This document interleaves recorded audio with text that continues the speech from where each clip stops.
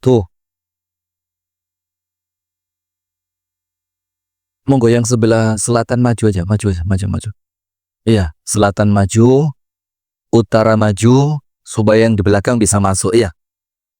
Terus Anda ngadep sini juga boleh, ngadep sana boleh, mau di atas boleh, mau bebas, tapi sopan.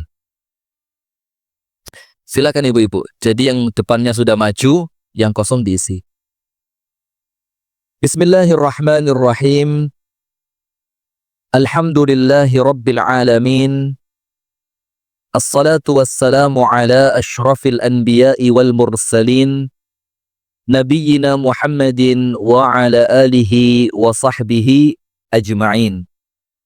A'udzu billahi minasyaitonir rajim.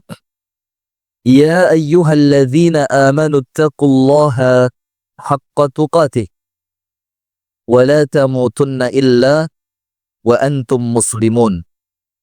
Allahumma anta rabbi la ilaha illa anta khalaqtani wa ana 'abduka wa ana 'ala ahdika wa wa'dika mastata'tu. A'udzu bika min syarri ma sana'tu abu'u laka bi ni'matika 'alayya wa senantiasa alamin. Dan pemirsa Madani TV dimanapun Anda berada, puji dan syukur alhamdulillah kita haturkan kepada Allah atas limpahan nikmat yang Allah karuniakan kepada kita, yang apabila kita mensyukuri nikmat itu, ibu-ibu perhatikan, nikmat yang disyukuri akan kekal. Jadi panjenengan sekarang punya nikmat apapun, merasa bahagia, merasa sehat, merasa tenang, rumah tangga baik-baik saja, itu nikmat atau bukan? Nikmat. Maka bagaimana caranya supaya nikmat ini sama Allah tidak dicabut? Disyukuri. Ibu-ibu tahu ayatnya? Innallaha la yughayyiru ma biqaumin hatta yughayyiru ma bi anfusihim. Allah tidak akan merubah nasib suatu kaum sampai kapan? Sampai mereka sendiri yang merubahnya. Tahu enggak artinya apa? Allah tidak akan mencabut nikmat dari suatu kaum sampai mereka yang menjadikan nikmat itu pantas dicabut. Itu makna ayatnya, Bu. Jadi kalau panjenengan menjadikan nikmat itu tidak pantas dicabut, maka Allah tidak akan cabut. Tapi ketika panjenengan ketika mendapatkan nikmat tidak bersyukur, maka Allah merasa nampaknya nikmat ini pantas untuk dicabut. Berarti kalau ada nikmat yang dulu kita rasakan sekarang hilang, itu nikmat itu yang menjadikan hilang kita atau Allah? Kita. Kenapa? Karena kita tidak merawat nikmat itu dengan baik. Maka Allah tidak akan mencabut nikmat yang telah Allah berikan sampai memang kita menjadikan nikmat itu pantas dicabut. Termasuk rumah tangga ya. Dulu bahagia, dulu seneng, dulu tenang, dulu gembira. Kok sekarang bahagia, tenang, seneng, gembiranya hilang? Artinya apa? Kita yang menjadikan bahagia itu pantas hilang. Bukan karena Allah subhanahu wa ta'ala. Bagaimana caranya biar tidak hilang? Disyukuri dengan benar. Kemudian berikutnya, salawat beriring salam semoga tercurah dan terlimpahkan kepada uswah kita, suri tauladan kita dan kekasih kita bersama, Nabi besar, Nabi agung, An-Nabi Muhammad sallallahu alaihi wasallam. Beserta seluruh keluarganya, beserta seluruh istrinya, beserta seluruh sahabatnya, dan seluruh di antara umat dan pengikutnya yang setia menjalankan tuntunan dan ajarannya ila yaumil qiyamah. Ibu-ibu sekalian, pengajian kita di sore hari ini materinya apa, Bu? Sombong tak terasa. Saya mau tanya, orang sombong itu terasa apa enggak sih? Orang kalau dirinya sombong itu ngerasa sombong enggak? Enggak. Dia bilang, maaf loh ya, ini bukan sombong, ini cuma cerita. Mesti gitu ya? Nah, Tolong lo ya, jangan salah paham. Nanti dikira saya sombong. Loh, padahal yo memang itulah orang yang sedang sombong. Akhirnya dengan muqaddimah, pembukaan yang mengatakan, jangan salah paham lo ya, saya tidak sombong. Nah, itu ciri bahwa dia mau dia ceritakan sesuatu yang menjadikan dia bakal sombong. Atau ucapan, nanti saya dikira sombong. Tidak usah cerita. Padahal walaupun Anda tidak cerita, dengan omongan, nanti kalau saya cerita saya dikira sombong. Itu sudah menunjukkan bahwa Anda sudah sombong. Nah, kira-kira pengajian kita, Bu, 2 jam ke depan ya sekitar itu. Berapa? 1 jam. Baru di sini tok lo pengajian 1 jam itu. Di mana-mana itu sekarang sudah 1,5 jam. Dan pengajian Ba'dal Asr itu di Malang, di Kediri, dan dimanapun itu mulainya 3:30. Al-Amin Masya Allah, As-Sakinah ini Masya Allah, nyenengke Ustadz. Cek gak kakean golek materi ya, maka waktunya dipersingkat. Baik, kita singkat saja Ibu sekalian. Sombong tak terasa. Sekarang begini, secara syariat, hadirin yang dirahmati oleh Allah dan pemirsa Madani TV dimanapun Anda berada, secara syariat, sombong itu maknanya 2. Dan insya Allah semuanya sudah tahu. Ketika salah seorang sahabat Nabi itu punya sendal yang bagus, sendalnya bagus, bajunya bagus. Kalau ibu-ibu jilbabnya bagus, gamisnya bagus, bros yang sak lepek juga bagus. Ada atau ini repot ibu-ibu ini, brosnya yang kecil saja cukup, itu dibikin besar. Tapi topi di sini yang seharusnya besar dibikin kecil. Tahu ada topi kecil di sini. Sok-sokan Ratu Inggris tuh loh. Miring. Nah, sudah ketika mereka menggunakan pakaian yang bagus, saat itu Nabi Muhammad sedang, silakan masuk, panjenengan. Nah, silakan masuk. Apa yang terjadi, Bu? Kebetulan, ya bukan kebetulan ya, memang semua itu kan tentu dengan kehendak siapa? Allah. Itu pas Nabi Muhammad mengatakan la yadkhulul jannata, tidak akan bisa masuk ke dalam syurga. Siapa itu? Man kana fi qalbihi mithqalu dzarratin min kibr. Orang yang menyimpan di dalam hatinya setitik debu dari kesombongan. Bayangin. Sebesar apa? Debu. Ini rasa-rasanya, Bu, kalau kita selamat luar biasa. Rasul mengatakan sekecil debu saja kalau Anda simpan di dalam hati, itu tidak akan bisa masuk syurga. Kenapa? Saya mau tanya. Iblis keluar dari syurga karena apa? Itu sudah dikasih contoh sama Allah. Yang sombong di dalam bisa keluar. Apalagi yang masih di luar punya sombong kemudian kepingin masuk. Maka Rasul bilang, tidak akan bisa masuk syurga orang yang menyimpan kesombongan di dalam hatinya walaupun sekecil biji sawi. Mithqalu dzarratin min kibr. Sudah, Bu. Sahabat yang tadi merasa sepatunya bagus, gamisnya bagus. Kali ini gamis saya rada elek ini. Tadi berangkatnya buru-buru. Biasanya bagus-bagus dulu punya saya.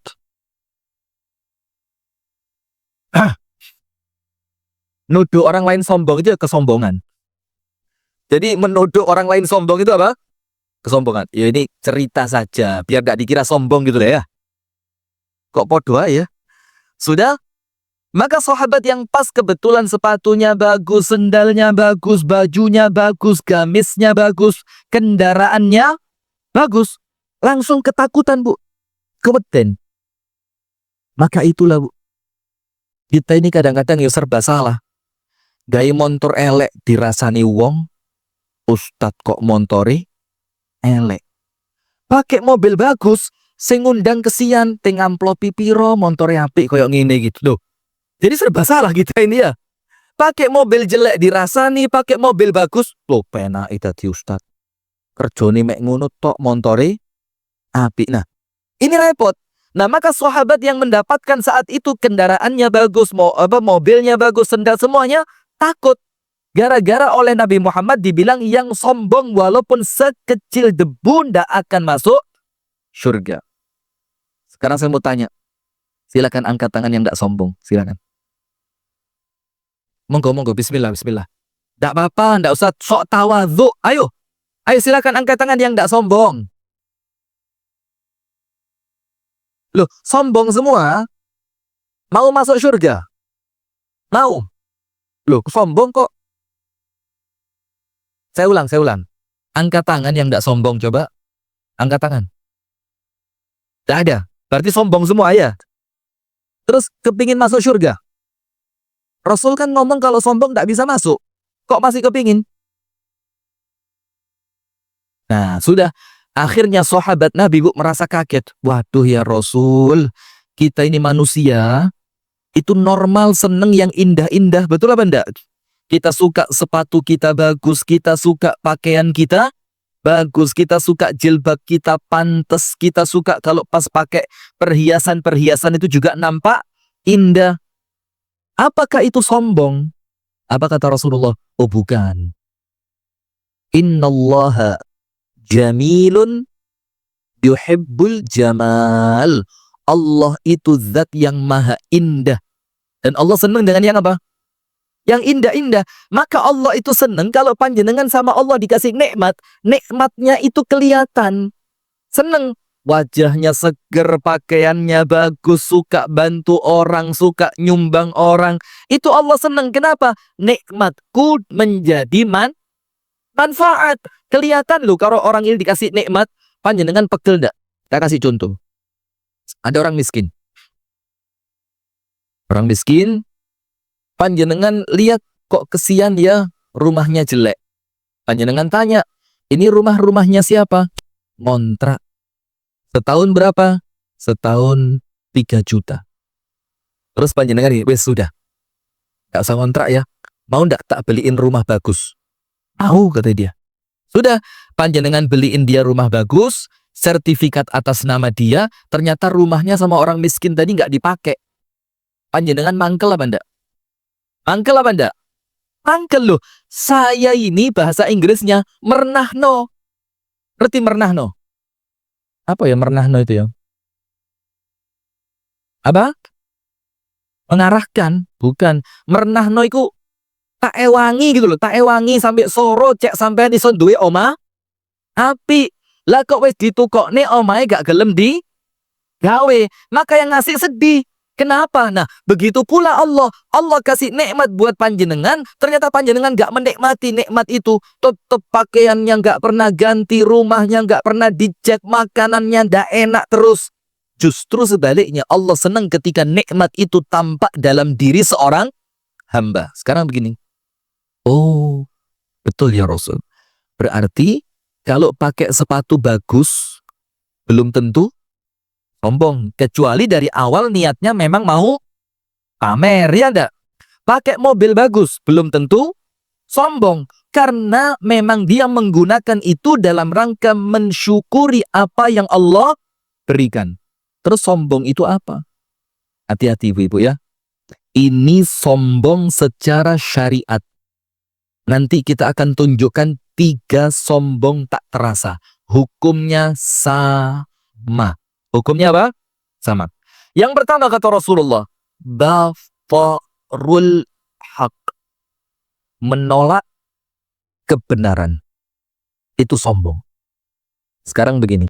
Mbak, sampeyan Mbak, kalau pengajian itu seharusnya jilbabnya itu yang bagus, yang rapi, yang syar'i. Lu mosok Mbak pengajian kok jilbabnya kelihatan poninya. Coba. Akhirnya karena yang mengingatkan itu dianggap orang miskin. Ah, ngerti apa kamu?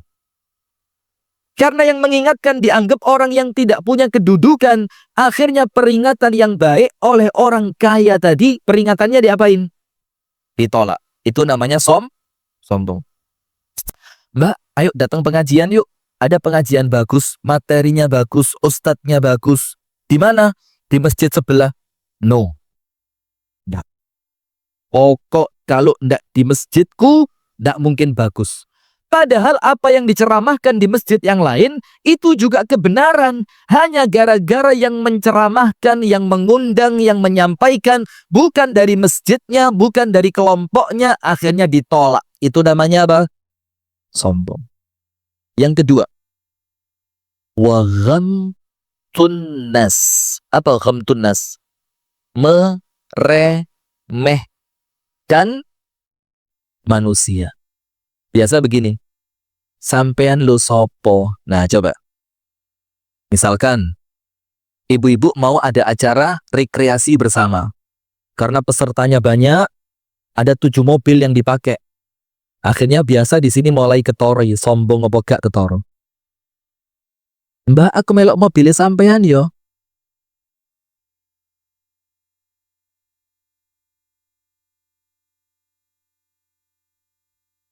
Kelamaan. Ini prakteknya begitu nih. Itu kalau ngelihat Bu, itu mulai ujung jilbab sampai dasar sumur.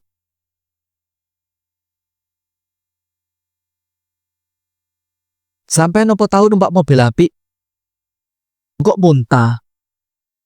Sampai kena AC mabuk engko. Ojo wis, numpak pickup ae. Yo coba. Ini sama meremehkan manusia atau begini. Pengajian seperti ini. Banyak, bukan cuma di Pari, di mana-mana podo ae. Lungguh itu dip-dipan nggon. Lek lu gue gak sak grup, empane. Gatus. Gitu. Nah ini meremehkan siapa? Ini namanya apa? Sombong. Atau mertamu ke rumahnya orang. Ketika disuguhi, gelasnya diginiin dulu. Roto amis. Ayo. Ini namanya apa? Meremehkan manusia. Atau dia tidak mau kumpul dengan orang-orang yang tidak sekufu dengannya. Karena dia menganggap dirinya lebih mulia dibandingkan orang lain. Nah, maka ini sombong secara syariat. Nomor 1, menolak kebenaran. Nomor 2, meremehkan manusia. Apa hukumannya? Tidak akan masuk surga.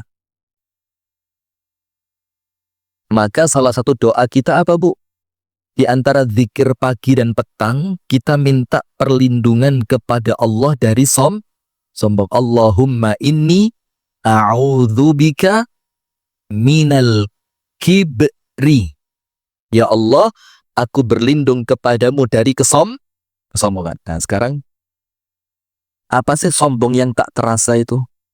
Minimal ada 3. Ayo sekarang toleh, tulis saya. Minimal ada berapa? 3. Sombong yang tidak terasa. Nomor 1. Minta senantiasa dispesialkan. Minta senantiasa apa? Dispesialkan. Jadi minta senantiasa di nomor 1 kan. Minta senantiasa minta senantiasa diutamakan. Kalau dia datang, harus dikasih kursi yang paling depan. Kalau dia datang, harus disambut mulai depan pintu. Kalau dia datang, MC harus diem dulu, baru selamat datang kepada Bapak pemilik Masjid Al-Amin yang kita cintai. Padahal telat. Nah, minta senantiasa dispesialkan, diutamakan, dinomor satukan. Walaupun dia tidak meremehkan orang lain, tapi perasaan minta spesial ini Contoh. Ibu-ibu tahu enggak kenapa sih iblis itu kok enggak mau sujud sama Nabi Adam? Ayo kenapa? Merasa nomor 1. Nomor 2 apa lagi? Merasa bahan dasar penciptaannya lebih baik dibanding bahan dasar penciptaan Nabi. Iblis diciptakan dari apa? Nabi Adam diciptakan dari apa? Sampai iblis mengatakan ana khairun minhu. Saya lebih spesial dibanding dia. Saya lebih utama dibanding dia. Saya lebih keren dibanding dia. Kenapa? Khalaqtani min nar wa khalaqtahu min tin. Engkau ciptakan aku ya Allah dari api, sementara engkau menciptakannya dari tanah. Nah, karena merasa spesial itu, akhirnya iblis nolak sujud kepada siapa? Nabi Adam. Sombong atau bukan? Tak kasih cerita.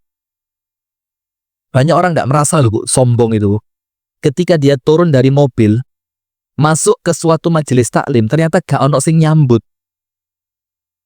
Itu langsung, mulai ae. Gak ono sing ketok, begitu. Dan itu beberapa kali kejadian. Turun dari mobil, masuk ke majelis taklim, ternyata ndak ada orang noleh sama dia sedikit pun. Orang ndak dibikin heboh dengan kedatangannya. Akhirnya dia merasa apa? Kecil hati. Loh, kok ternyata saya nggak disambut? Loh, kok ternyata saya nggak direken? Saya pernah pengajian di Muhammadiyah Sidoarjo. Iya, Sidoarjo. Ahad pagi. Saya datang. Nyetir sendiri waktu itu. Saya berangkat jam 3 malam dari Kasembon. Berangkat. Apa yang terjadi, hadirin? Sampai tempat, karena subuh ya, cepet. Sampai tempat pas adzan subuh. Sudah, saya sholat subuh di masjid yang nanti saya ngisi. Tidak ada yang kenal sama saya. Saya pura-pura batuk.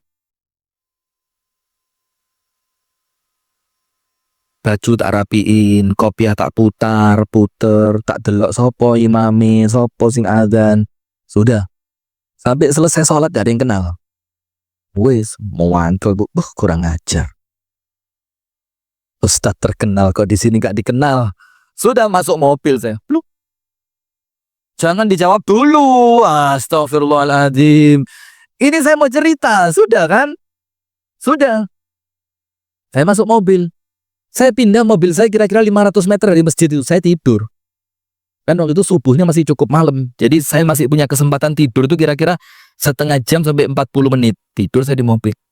Menjelang pukul 6, saya balik ke masjid tadi. Saya ke kamar mandi, cuci muka, ganti pakaian. Saya nunggu di masjid. Tidak ada orang satupun jam 6.00. Jam 6 pas. Padahal pengajian Ahad pagi. Biasa jam berapa Ahad pagi? Jam 6. Saya lihat. Saya lihat alamat lagi. Cocok keliru. Betul nih. Udah, diam saya. Jam 6.10 datang satu orang. Ustadznya ya?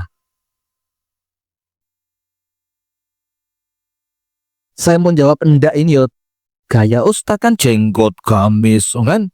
Maksud saya gak ngaku ustadz, nanti dikira malah sombong ya. Saya bilang, siapa lagi kalau bukan saya? Wes.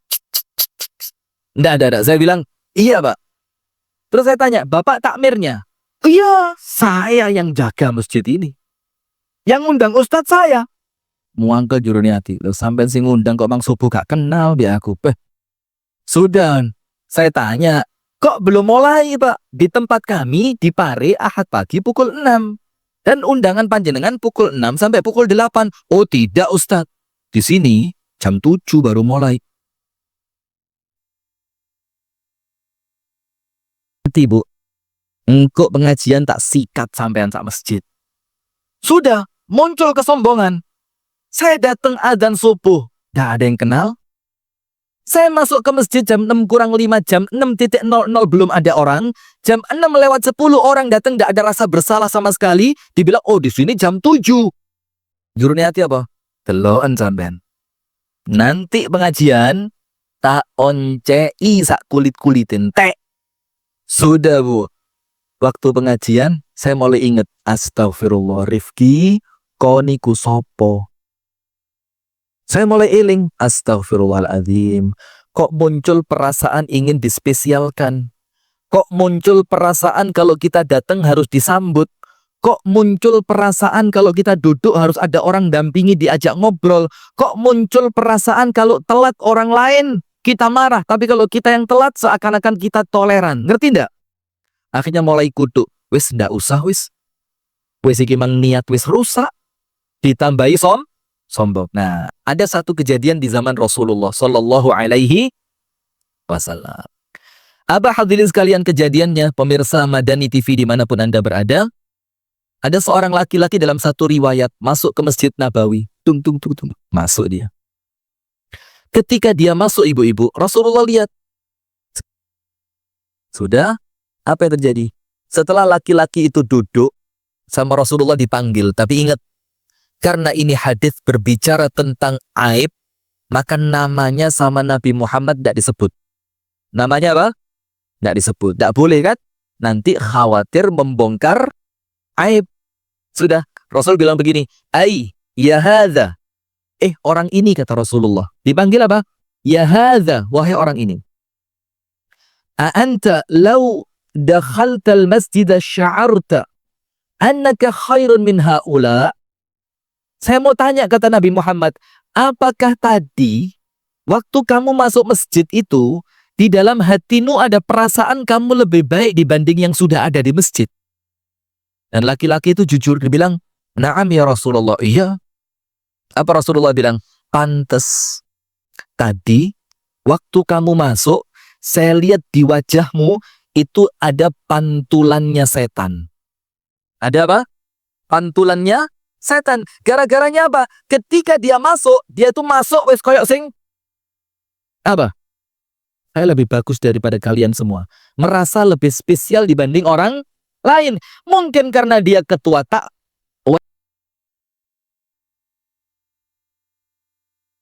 Betul ya? Yang Rasulullah Shallallahu Alaihi Wasallam mengatakan kepada Sayyiduna Umar ibnul Khattab radhiyallahu taala anhu, "Umar, nanti setelah aku meninggal, kamu cari satu orang namanya Uwais ibnu Amir al-Qarni. Dia dari Yaman.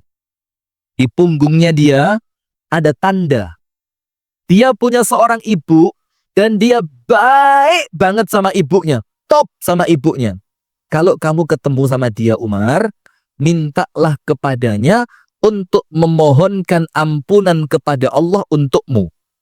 Saya mau tanya, Bu. Umar itu kan sahabat Nabi, iya kan? Bahkan dia termasuk mertuanya Nabi Muhammad. Karena putrinya Umar menikah dengan siapa? Rasulullah. Siapa nama putrinya Umar yang menikah dengan Rasulullah? Bu, siapa namanya putrinya Sayyiduna Umar yang nikah sama Rasulullah?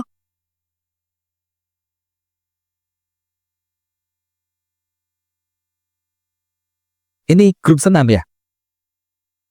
Ini grup apa? Grup TikTok? Grup apa ini? Namanya siapa? Hafsah. Sudah.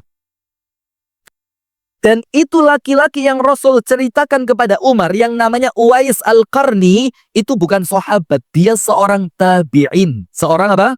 Tabi'in. Dan dalam akidah kita Ahlus Sunnah wal Jamaah, sahabat lebih mulia dibanding tabi'in. Tapi kali ini sahabat yang mulia sekelas Umar disuruh minta doa kepada seorang tabi'in bernama Uwais al-Qarni. Sudah. Ketika Umar jadi khalifah, setiap ada rombongan haji dari Yaman, negerinya Uwais al-Qarni, Umar tanya, "Di rombongan kalian ada Uwais enggak?" Enggak ada. Tahun depan lagi, ada Uwais enggak? Enggak ada. Tahun depan lagi, ada Uwais enggak? Dan ketemunya di akhir kepemimpinan Umar. Sudah, ada rombongan dari Yaman. Sama Umar ditanya, "Afikum Uwais?" Di rombongan kalian ada enggak yang namanya Uwais? Min Murad, dari qabilah Murad. Min Qarn, dari qabilah Qarn. Ada enggak, kata Umar? Dibilang sama kepala rombongannya apa? "Ya Amirul Mukminin, la narfa'u ilaika Uwaisan illa rajulun fihi jinnah taraknahu ala naqatina ala arba'ati dananir." Umar, kami ada orang namanya Uwais, tapi tidak pantas kalau ketemu sama panjenengan. Karena Uwais yang ikut kami, itu Uwais yang menurut kami sedikit gila. Dan kami tinggalkan dia tukang jaga unta. Jadi tukang apa? Jaga unta. Dibayari berapa? 4 dinar. Maka coba Umar cari yang lain lah, jangan Uwais. Kalau Uwais tidak pantas ketemu kamu. Kata Umar apa? "Wes, saya tidak peduli." Sudah, Umar datang kepada Uwais, dilihat ciri-cirinya, ditanya, "Kamu punya ibu?" "Punya." "Buka punggungmu," dibuka ada tandanya. Apa kata Umar? "Kamu ini wasiatnya Nabi Muhammad. Kenapa? Saya disuruh kalau ketemu kamu, disuruh kamu memintakan ampun kepada Allah untukku. Uwais nangis. Apa kata Uwais? Ya Amirul Mukminin, saya siapa? Engkau siapa? Engkau sahabat Nabi, engkau mertuanya Nabi, dan sekarang engkau khalifah. Lah aku ini tukang parkir Joko untuk masa saya doain kamu? Lihat Bu, orang kalau betul-betul mulia, dia merasa dirinya masih belum mulia. Tapi sebaliknya, kalau orang merasa spesial, merasa lebih dibandingkan orang lain, merasa pengen senantiasa diperhatikan, merasa senantiasa pengen diutamakan, itulah sombong yang terselubung. Paham?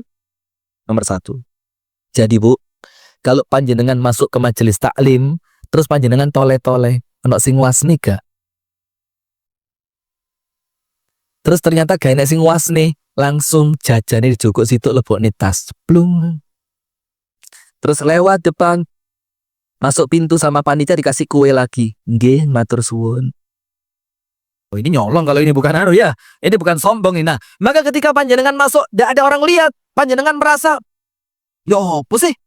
Dan sudah ngepol begini, kok tidak ada yang lihat? Ini untuk pengajian As-Sakinah, saya ke salon sudah seminggu yang lalu loh. Hari pertama benak nih alis, hari kedua ngandel nih lambe, hari ketiga mancung nih irum, hari keempat gedek nih meripat, hari kelima ngenceng nih kuping, hari keenam bleaching, hari ketujuh rebonding. Datang ke alamin gak sing wasni. Nah, hati-hati, itu sombong yang tidak terasa. Nomor 2. Apa Bu sombong yang tidak terasa itu? Hadirin yang dirahmati oleh Allah Subhanahu wa Ta'ala dan pemirsa Madani TV dimanapun Anda berada. Nomor 2, sombong yang tidak terasa itu adalah tidak mau menerima usulan, masukan dari orang lain. Itu namanya apa? Sombong. Ora iso. Pokok lek masjid iki pakai ternyata. Pokok lek masjid iki kudu aku. Pokok lek urusan pembangunan kudu aku. Pokok lek urusan kurban kudu aku. Pokok lek urusan golek khotib kudu aku. Pokok lek urusan tuku karep. Lho kok mali kabeh? Lala aku kabeh jadinya ya. Dia tidak mau menerima usulan dari orang lain. Dia menganggap usulannya adalah yang terbaik. Sombong apa enggak? Akhirnya orang lain mangkel enggak sama dia. Lah terus rapat buat apa? Lo panjenengan ngundang saya untuk rapat. Saya usul cuma didengarkan. Tampung. Terakhir sudah ya kita putuskan ya. Ternyata usulannya dia yang diputuskan tuh. Terus usulannya beliau tadi diapain? Yo kayak pantes-pantesan mosok keputusan gak enek rapati. Nah ini orang yang tidak mau menerima usulan orang lain itu sombong tidak terasa. Dia menganggap usulannya pasti yang terbaik. Dia menganggap pemikirannya pasti yang paling keren. Dia menganggap hasil pikirannya dia pasti yang paling pas. Itu namanya sombong tidak terasa. Tak kasih contoh. Mau contoh apa enggak? Mau. Bayar. Begini contohnya Bu. Sombong yang tidak terasa ya. Tidak mau nerima usulan orang lain. Ketika Rasulullah Shallallahu Alaihi Wasallam mengumpulkan pasukan perang, ini sudah siap perang Bu. Siap sudah. Pasukan perang sudah siap. Dan sudah sampai di medan perang. Saat itu Nabi besar Muhammad Shallallahu Alaihi Wasallam meletakkan pasukan itu di belakangnya sumur air. Jadi ini sumur, sumur. Pasukannya ditaruh di mana? Belakangnya. Sudah, semua sahabat tidak berani protes karena yang ambil keputusan siapa? Nabi Muhammad. Menurut mereka, usulannya Nabi Muhammad pasti keren, pasti baik. Pasti benar. Ternyata salah seorang sahabat itu angkat tangan. Ya Rasulullah, hadza ra'yun am hadza wahyun?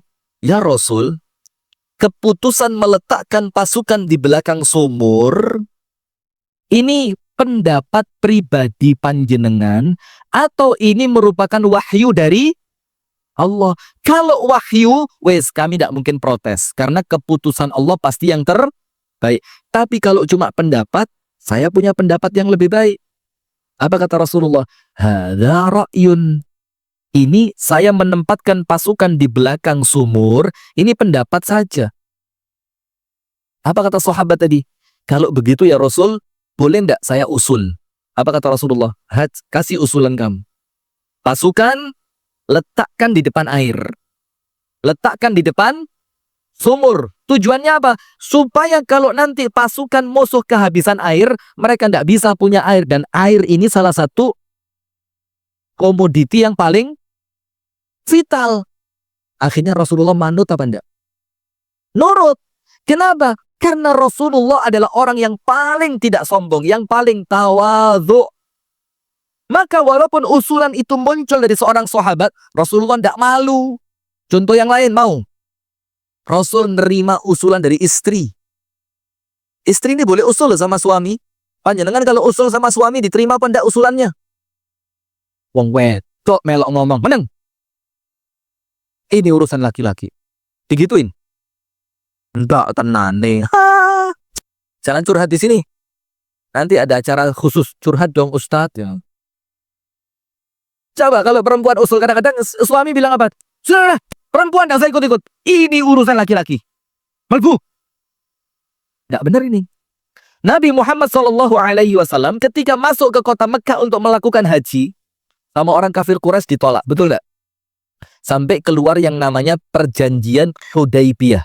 Ya kan? Tahu? Keliru maneh. Tahu? Allahu Akbar. Ustadz Hatta, tolong Ustadz Hatta. Ini dilaporkan Ustadz Hatta, keren ini. Perjanjian apa? Hudaybiyah. Sudah. Apa di antara perjanjian Hudaybiyah itu? Umat Islam tahun ini tidak boleh masuk Mekah. Tapi bolehnya tahun depan. Sudah kata Rasulullah, ya sudah. Wong sudah pakai baju ihram. Apa yang terjadi, Bu? Rasulullah ngomong sama para sahabat, wes sahabat, kita hajinya tahun depan. Tapi tahun ini pahala dapat. Terus bagaimana? Potong binatang kurban kalian atau binatang sembelian kalian dan cukur rambut kalian. Tahallul, ya enggak? Apa yang terjadi? Sahabat satu orang pun tidak ada yang nurut. Tidak mau. Apa kata sahabat Nabi? Ya Rasul, perang aja wes. Aduh. Ngaku atuh-atuh lah kok mulai. Perang aja. Mati-mati sudah, mati syahid. Wong kata panjenengan kita kalau mati dijamin masuk. Kenapa pulang? Rasul bilang, enggak. Sembelih binatang kalian, cukur rambut kalian. Enggak nurut sahabat Nabi. Rasulullah merasa, gimana ya sahabat kok enggak nurut? Akhirnya Rasulullah sedikit merasa tidak enak hati. Masuk ke tenda. Tendanya siapa? La haula wala. Iki memperlambat pengajian begini-begini loh. Wes kalau saya tak takoni, langsung tak jawab aja ya. Masuk ke tendanya Ummu Salamah. Dan Ummu Salamah itu salah satu istri Nabi yang cerdas kayak panjenengan gini loh, Masya Allah. Oh iya, tanya putrinya Umar yang nikah sama Nabi Muhammad, tahu. Masuk tendanya siapa, tahu. Oh, ini Masya Allah, memang luar biasa. Iya. Tak latih sombong dikit ya. Sudah masuk tendanya Ummu Salamah. Ummu Salamah perempuan cerdas. Ngelihat wajah suami kok nampaknya kurang seneng ini, ditanya, "Ma baluka ya Rasulullah?" Suamiku, ada apa sih? Kok nampak wajah kamu kurang ceria? Lihat tuh. Jadi istri itu gak perlu suami ngomong juga kudu ngerti. Sebaliknya juga sama. Si suami ngelihat wajahnya istri harus ngerti ini wajah kepingin apa gitu loh. Masuk kumpul 5 tahun, 6 tahun, 10 tahun, masa gak ngerti aja kan? Rasulullah bilang apa? Begini Ummu Salamah. Itu loh. Kaummu itu loh. Gak nurut sama saya. Kenapa? Saya suruh sembelih kurbannya mereka tidak mau. Saya suruh cukur rambutnya mereka tidak mau. Apa kata Ummu Salamah? Mau tidak dengerin omonganku? Kata Rasulullah, ya mau. Nerima usulan dari orang lain. Padahal dia perempuan dan istrinya. Apa usulanmu? Gini ya Rasul. Mereka itu ngelihat perbuatanmu bukan mendengarkan omonganmu. Terus bagaimana? Keluarlah engkau, sembelihlah kambingmu. Maka mereka akan sembelih kambing mereka. Keluarlah engkau, cukurlah rambutmu. Mereka akan mencukur rambutnya. Betul Bu, nurut sama istri selamat ternyata. Itu maka para suami dengerin ya. Kalau pengen selamat nurut sama siapa? Istrinya siapa? Sudah. Rasulullah keluar sallallahu alaihi wasallam, kurbannya disembelih. Para sahabat Nabi Bu, rebutan pisau untuk nyembelih kurbannya. Rambutnya dicukur. Sampai dikatakan itu rebutan pisau cukur seperti orang mau perang. Saking mereka kepingin cepet-cepet nyamai siapa? Rasulullah. Ini amalannya Nabi Muhammad yang ditiru oleh para sahabat. Hasil usulannya siapa? Nah, maka orang kalau tidak mau nerima usulan orang lain, itu sombong tapi gak kroso. Ya sombong. Sekarang lihat ayatnya Bu. Surat Ali Imran ayat 159. Tulis. Surat Ali Imran ayat 159. Pemirsa Madani TV dimanapun Anda berada. Apa ayatnya? Fabima rahmatim minallahi linta lahum. Maka karena rahmatnya Allah, kamu wahai Muhammad sallallahu alaihi wasallam bisa lembut kepada mereka. Jadi lembut itu karunia dari siapa Bu? Allah. Walau kunta faddan ghalidhal qalbi lanfaddu min hawlik. Kalau Anda keras dan kasar, maka mereka akan pergi tidak mau menyertai kamu. Terus Allah bilang apa? Fa'fu anhum, maafkan mereka. Wastaghfir lahum, mintakan ampun untuk mereka. Wasyawirhum fil amr, ajaklah mereka apa? Musyawarah. Nah, karena ngajak orang musyawarah, nerima pendapat mereka, itu menghilangkan kesombongan. Sekarang yang terakhir. Apa sombong tak terasa Bu? Ini wakeh. Ini juga. Waduh. Apa sombong tak terasa itu? Sombong terselubung. Enggan. Tulis. Enggan memaafkan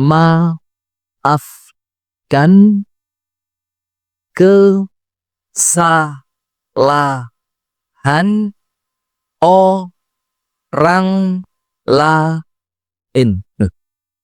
Masuk perlu didikte. Enggan memaafkan kesalahan orang, itu sombong tapi tidak terasa. Ustadz tidak tahu dia ngerebut suami saya. Udah sakar bahasa banter. Ustadz tidak tahu. Ustadz enak ceramah. Yang sabar, maafkan. Nanti Allah akan ganti dengan pahala besar. Enak Ustadz ngomong gitu. Ustadz tidak tahu. Iya itu Ustadz. Menghina saya di depan mertua saya. Ustadz tidak tahu. Dulu, waktu masih saya miskin Ustadz. Saya ke rumahnya. Diteriakin. Hei, wong larat. Lapo nang omahku. Sakit Ustadz. Di sini. Dalam banget Ustadz. Saking jerone. Sampai memaafkan terasa berat. Ingat Bu. Orang yang tidak mau memaafkan kesalahan orang lain, ternyata dia orang yang sombong. Angkat tangan. Mana orangnya?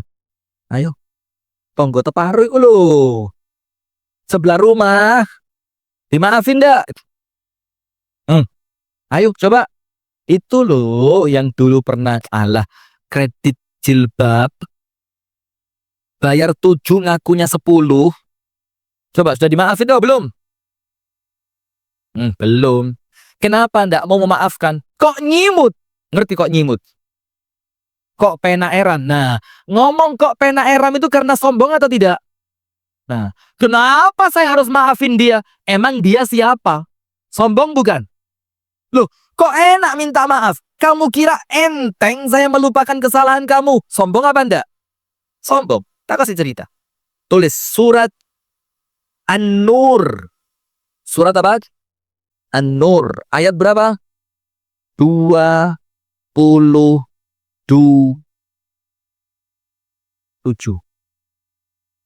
22, sombong. Baru salah sak kecap. Oh, 22. Surat An-Nur ayat berapa? 22. Ini ada ceritanya, Bu. Begini ceritanya. Surat An-Nur ayat yang ke-22 ini menceritakan sama kita kisahnya Abu Bakar.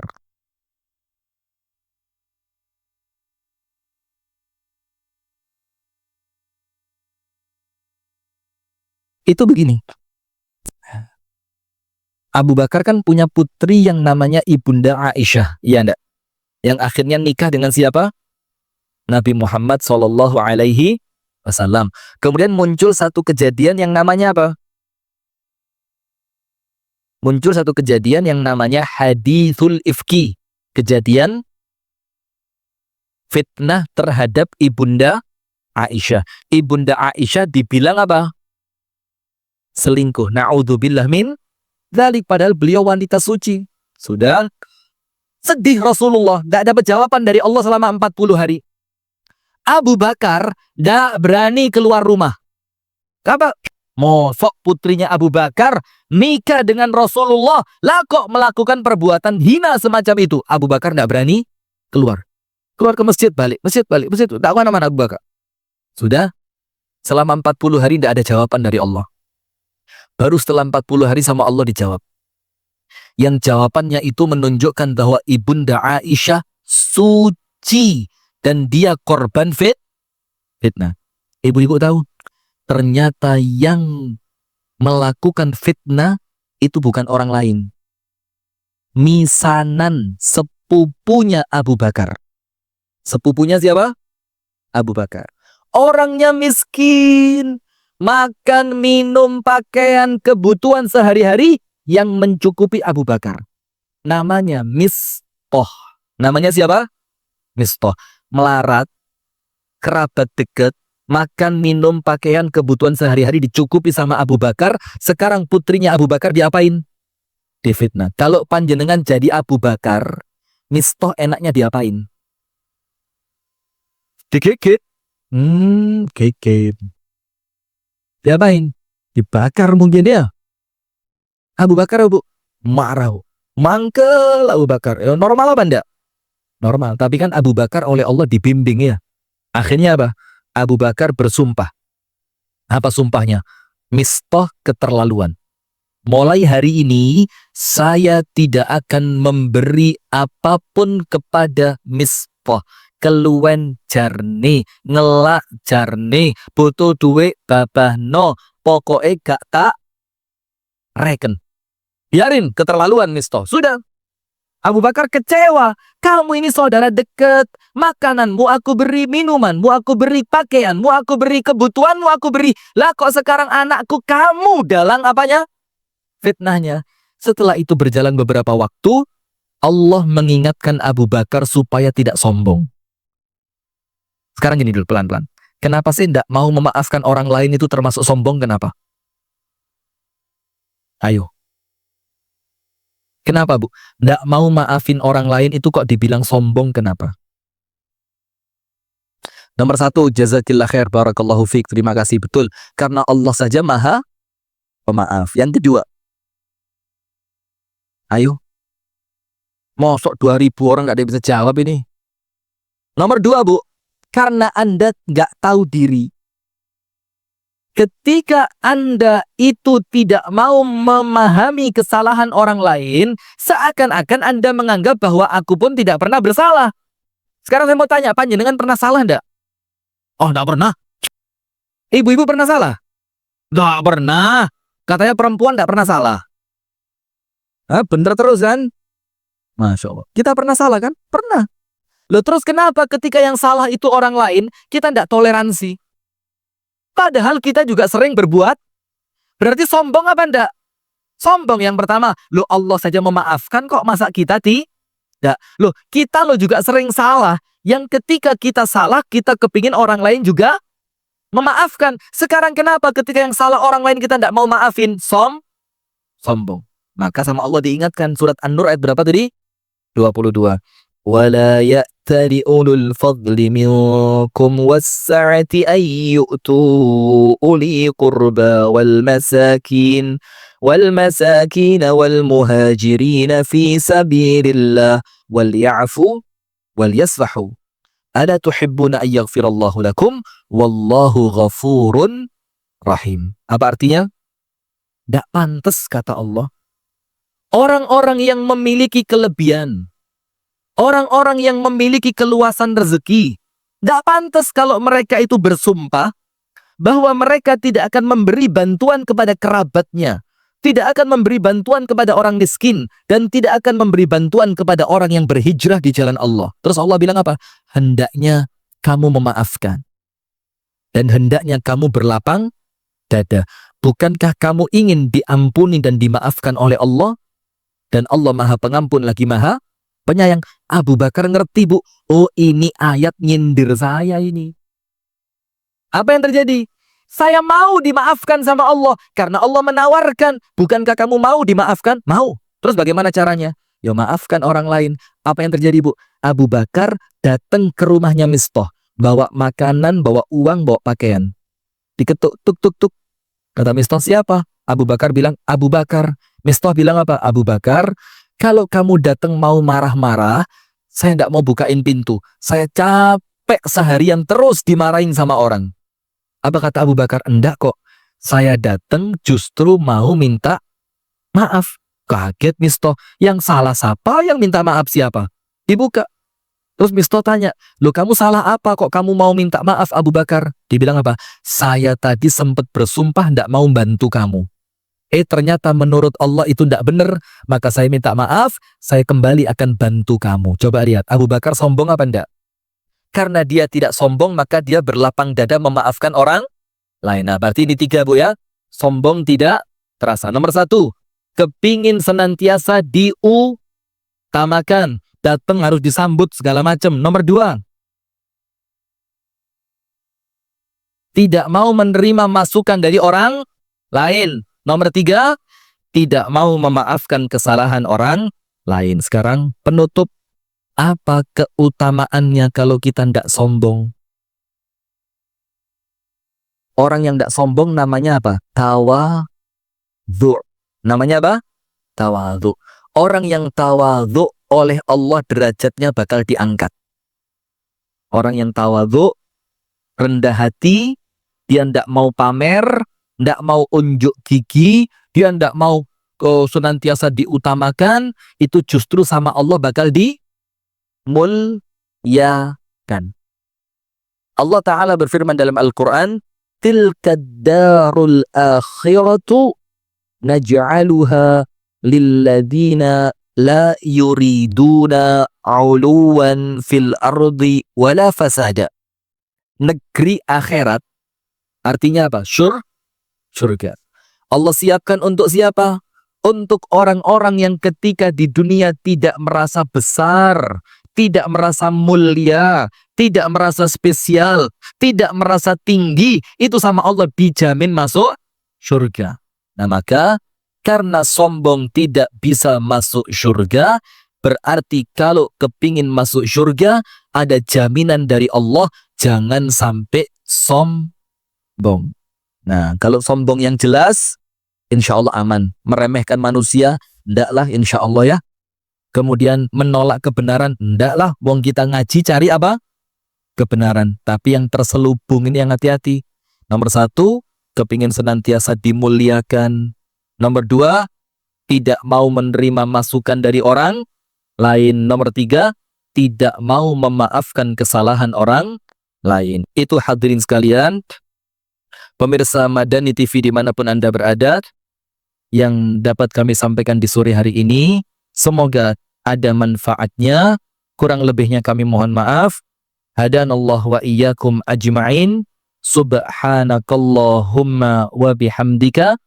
Ashhadu an la ilaha illa anta. Astaghfiruka wa atubu ilaik.